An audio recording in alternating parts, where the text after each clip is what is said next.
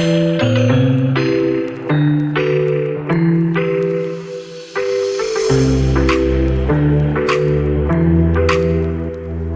friends, welcome to this week's episode of Not Your Mama's Podcast. And today I'm excited. We have Amber Renee, a renowned style icon, a serial entrepreneur, and a media personality, sharing empowering insights on personal branding and entrepreneurship through her innovative platform, amberrenee.com. Amber, thank you so much for coming on the podcast today. I cannot wait to dive into our topic. I'm so excited to share some wisdom to your audience. Thanks for having me. Yeah, and I feel like this is something even I struggle with today. Many people, struggle with their own personal branding. Can you provide some practical tips on how individuals can effectively establish and leverage their personal brand for, their success? So in today's media landscape, we're actually making purchasing decisions within the first 3 seconds of finding someone online. So within 3 seconds, we've decided whether we like someone, whether we're going to trust them, and whether we're eventually going to buy from them. So what does that tell you about that? Well, it tells you that within 3 seconds, we haven't heard what their message is. We don't know what they're saying. We haven't listened to their sales pitch. We don't know what their offer is. We've actually made that purchasing decision based on how they're presenting themselves. Yeah. So let's hack this. Let's reverse this and let's make sure that we're winning at that. So the way that people communicate is broken into 3 different areas. 7% is your words, what you're actually saying. 38% is the tone of voice and the way that you're saying it. And 55% is the way that you're showing up, your nonverbal cues. Yeah. So the way that I teach personal branding is to focus on the 93%. So that's looking at things like, what is your signature style? What colors are you wearing? What's your body image? What's your skin tone? These are all things that I learned when I was a celebrity stylist and fashion editor. And in today's day and age, especially with personal branding, it's so important to make sure that we're showing up in a way that people are going to go, oh, wow, who is this person? Yeah. I'm going to stop my scroll and I'm going to stop for a few more seconds and listen to what she has to say. Yeah, no, it's so true. We really do. It's the way we show up and the vibes that we give off to, our audience that makes us attracted to them. And it's like you only have 3 seconds to make that first impression. It's like the elevator speech, but like on steroids. Quicker. Yeah, and it's only getting quicker. So now let's have a think about how we can incorporate that into our brand. So are we showing up in a way that is authentic to us? It's not always about having a glam and an earring going on. It's about in a way that speaks to your audience and speaks to your values so that people can go, oh, I like her. I'm going to buy from her. I feel also too like trending is like being more vulnerable and open and real. You know what I mean? Like I feel like in past years it was all about picture perfect and now people want like rawness. They want vulnerability. And like you said, they don't want that, always glammed up look, like they want that relatability. Authenticity is going to win the game in socials in 2024 and beyond. So the more that we can really share what's really going on for us, the more that we're going to draw people in. Hey parents, listen up. I've got a game changer for you. The Addicted Child, A Parent's Guide to Adolescent Substance Abuse by Richard Capriola. And here's the kicker. Richard spills the beans on explaining substance used by today's adolescents and how drugs work in the teen brain. He's even included important warning signs for self-harm and eating disorders and how to find the right help for your teen. And the best part is you're getting all of these mind-blowing insights without breaking the bank. If you're a parent or know someone who is, this book is going to be your secret weapon. Kindle or paperback, grab your copy on Amazon or go to theaddictedchild.com. The insights in this book are pure gold. And spread the word, share the love, and let's empower ourselves with knowledge. Entrepreneurs often face, challenges in building their business, based on your experiences, what is the key strategy for like overcoming those obstacles and achieving that entrepreneurial success? I always think that if you've signed up to be an entrepreneur, you've actually signed up to the biggest personal development journey that anyone can ever go on. I always say you're not actually running a business, you're really working on your own shit that you didn't even know that you signed up to. So whenever you are faced with a challenge or an obstacle, just understand that this was part of the game. You signed up to work on all this, and entrepreneurship will show you every single block, every single limiting belief, every single fear and doubt that you have within yourself. It will force you to work on that. So that's what I always say, that this is something that we get to work on.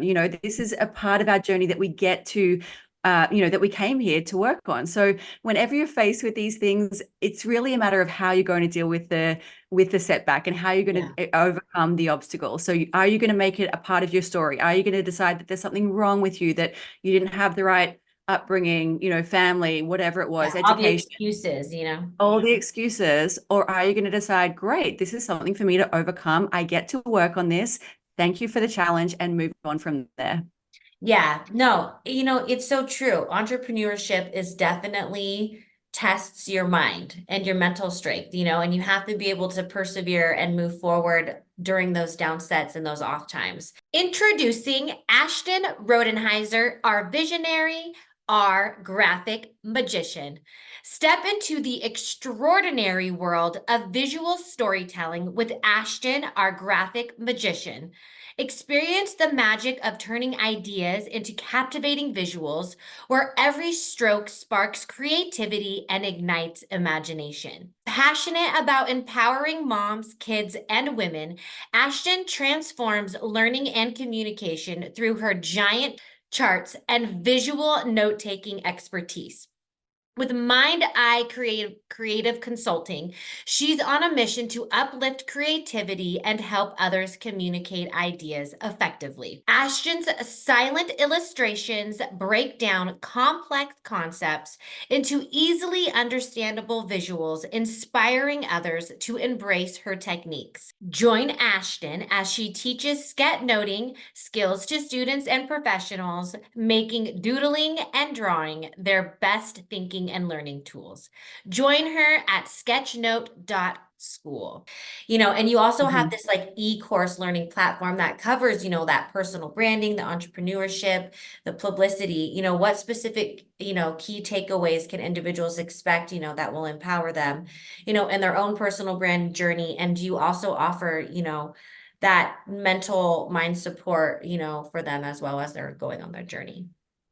Yeah, on my platform, I teach a range of courses that cover mindset, personal branding, entrepreneurship, and online courses.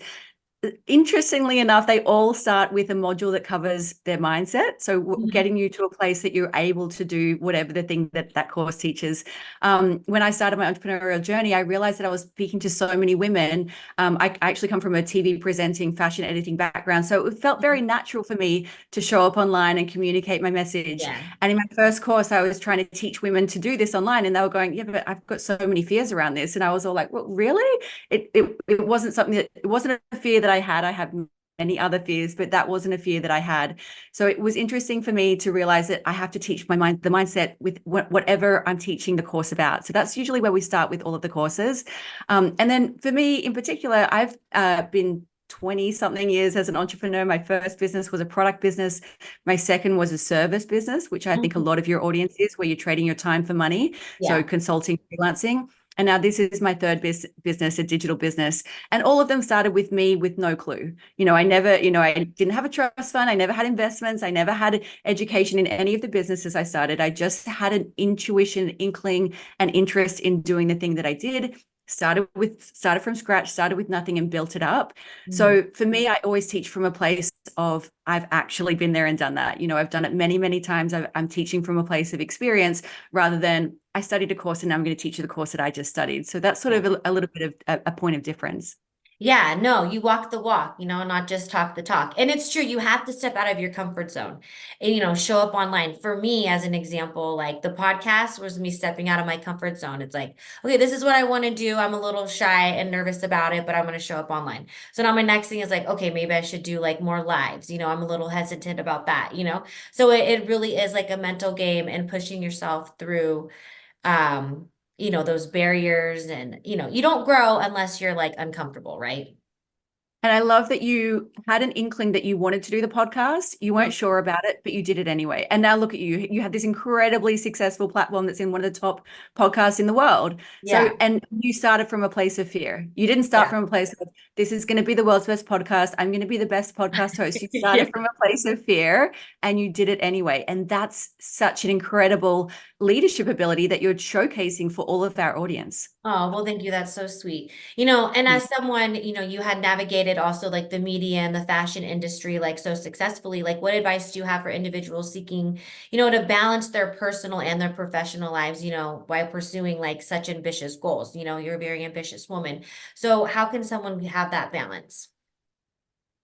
I actually don't believe in work-life balance. I think that life happens in seasons, and we go through seasons where we focus on work in particular, or we go through seasons where we're focusing on personal life in particular. And especially mums, oh my gosh, I've actually just come out of a very deep personal season. We've had a lot of hardship and death and, difficulties within the family unit. So that's Yeah. been my focus. And my business Yeah. has certainly not been my focus. I've not been creating content. I've not been showing up online, and that's okay. So I Yeah. could either look at that and choose to beat myself up over it, like, oh, you haven't been doing your, the work that you're supposed to do.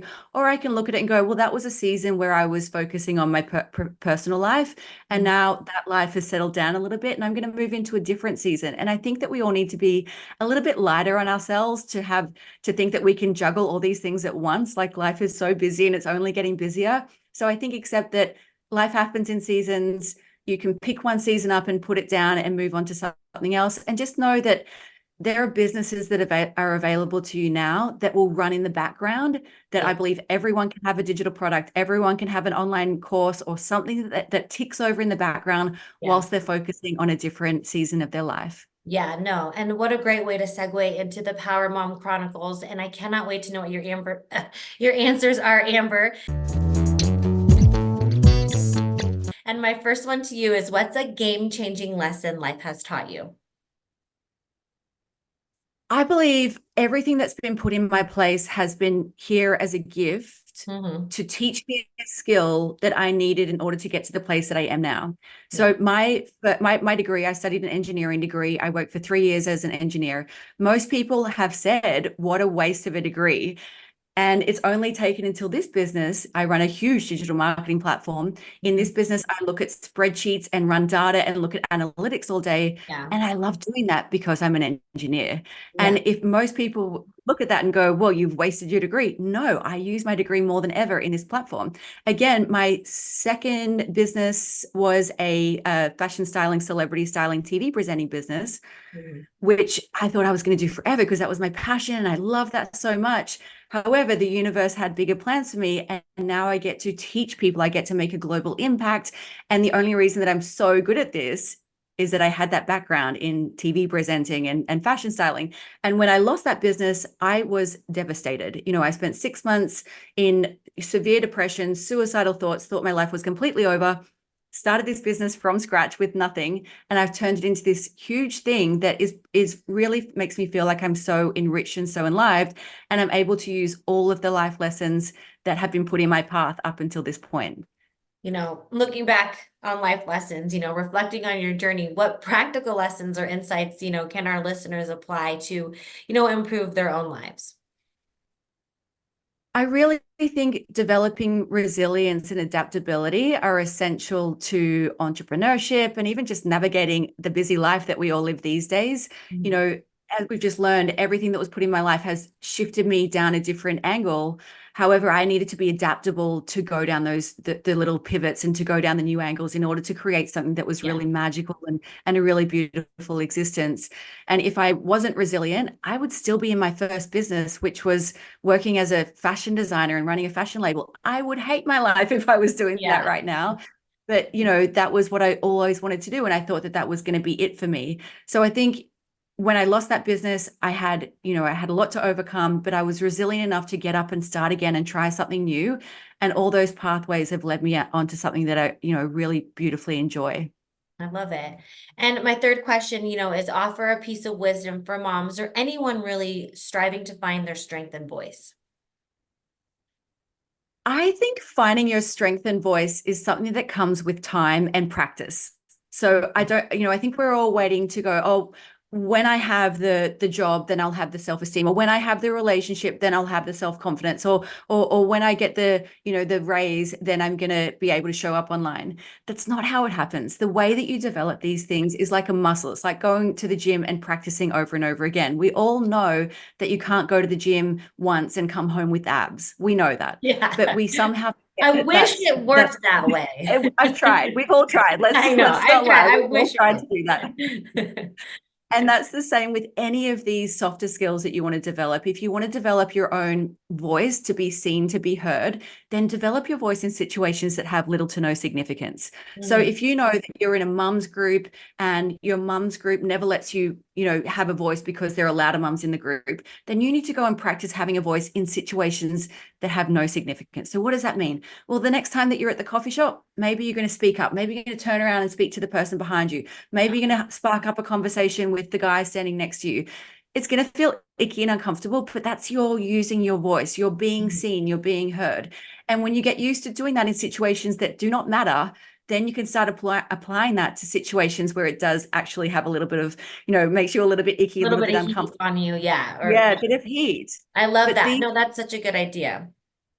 It's developed. It's something you develop over time. So when you're listening to this and you're thinking, oh, I've got a little bit of a block around being seen, being strong, whatever it is, pull that back and think about how you can practice that in a situation that doesn't matter. Maybe it's just talking to your kids, talking Yeah. to your husband, standing up for what you want to eat Yeah. that night at home. Yeah. Yeah. Setting a boundary. Mhm. And then my last question to you, Amber, is the best advice you've ever received. Oh, I think the best advice I've ever received is I really think we create our own realities. Oh, I yeah. really think that if you are being called to do something, then that thing is calling for you because it's possible for you. And I Mhm. learned this in a huge way recently. My father has recently passed away, and he ended up passing and achieving a life goal upon passing that he would never have achieved in his real life. And I won't get into the details, but it was just an unreasonable goal for that man. And Yeah. he always said that he was going to achieve it, always said he was going to achieve it. And upon passing, we realized he'd actually achieved it. Wow. And it was only in that moment that I realized, like, if you think something is available to you, then it is going to happen to you. It's only a matter of whether you're going to keep striving for it, achieving it, Mhm. moving in the direction of it, that you're going to get there. So if you're listening to this and you're going, you know what, I think that I have something to teach online, or I think that I can share my knowledge, or I think that I can become a personal brand. If Yeah. you're listening to this and you're thinking that, then it's calling you as well. Yeah. One thing I learned, especially with everyone I've talked to on the podcast, if you have a fear and a desire for it, then go for it. Most likely it's meant for you. And That's you. like that's your cue. Are you scared of it? And do you have like a passion and a little bit of fire of wanting to do it? Then you should go for it. Agreed. Well, Amber, thank you so much for coming on this week's episode of Not Your Mama's podcast. It was such a fruitful conversation. All of her links are down below in the show notes. Don't be shy. Go say hi, and I hope to see you all in the next one. Thank you.